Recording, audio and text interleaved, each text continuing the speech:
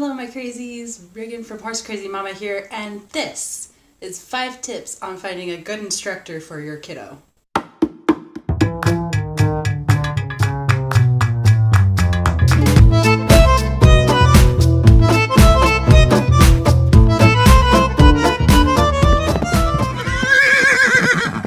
Tip number 1. Know what discipline your child wants to ride. Whether it's English, whether it's Western, do they want to be a little cowgirl or do they want to be jumping to great heights?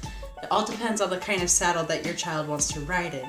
So be sure and help them understand what is involved with each discipline. Don't be afraid to try new things. I mean, I used to want to do Western all the time. That was what I wanted to be when I grew up, was a cowgirl. And then my instructor put me on an English saddle and that was it. I was sold. I thought it was the coolest thing to be able to go over jumps, and it became my most favorite thing in the entire world. The other thing to keep in mind is if your kid wants to go competitive or wants to keep things casual. Also, does your kid have any favorite breeds? Maybe they don't want to go competitive, or maybe they want to go into competitive driving. They don't want to ride the horse at all, they just want to ride in the carriage behind it. And that's totally fine too, in which case, you don't need a saddle, you need a carriage. Tip number 2 is to know whether your child is nervous about taking horseback riding lessons or excited. This is kind of tricky to find out because sometimes kids are so excited about going horseback riding that they're not wanting to admit that they might be a little bit afraid.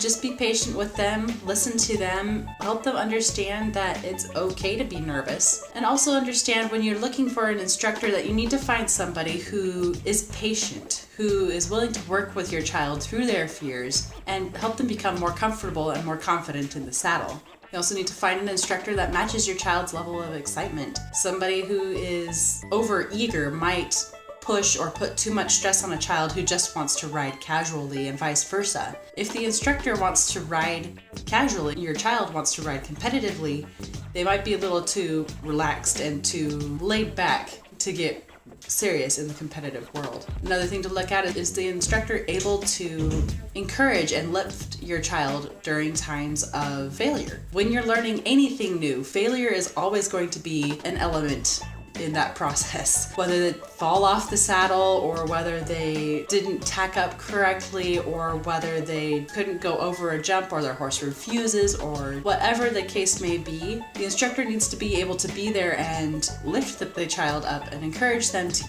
keep progressing, keep growing, and keep learning. Tip number 3, look at the instructor's method. Do they go through safety procedures? Do they teach the basics on the horse or off the horse? Do they talk about the parts of the saddle? Do they talk about parts of the horse? There are a lot of things that a lot of instructors kind of blow over in order to get to the exciting part. So if you find an instructor who takes care and pays attention to the details, you've definitely found a winner. Tip number 4, look at the barn, the arena, and the stables. Are the horses happy and healthy? The way you can kind of tell this is you have to be able to find and see if any of the horses are showing ribs. Maybe some of them are spooky, like over the top, unreasonably spooky. Is everything relatively clean and well kept? There's always going to be some layer of dust around horses. It's just a working hazard because we lurk around animals, and animals who like to roll around in the dirt. And we like to put things on those animals like blankets and boots and saddles and bridles and reins and all these kinds of things. They're all going to have a little bit of dust. But as long as they're generally well kept and clean and accessible and hopefully well organized to some extent, you found a keeper. Also, are there good safety features put in place? Quick release hooks are an excellent thing to have at a stable. Or things like you can't go get your horse when you're under a certain age by yourself is also a very good idea. Different safety procedures, and of course common sense ones like don't get on the horse without a helmet.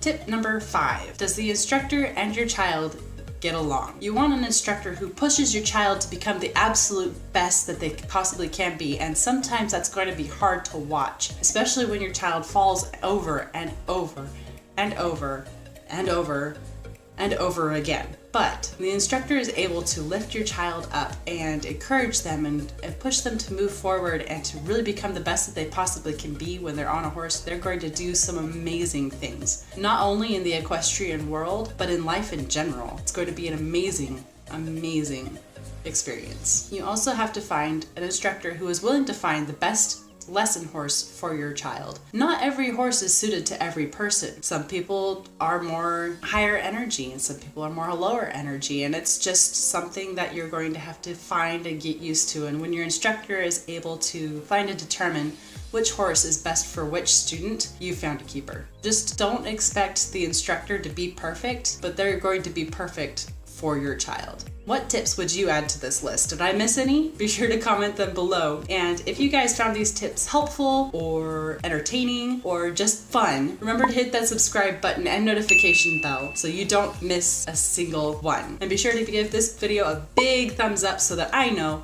that you loved it. Keep the crazy and horse crazy, y'all. See you next time.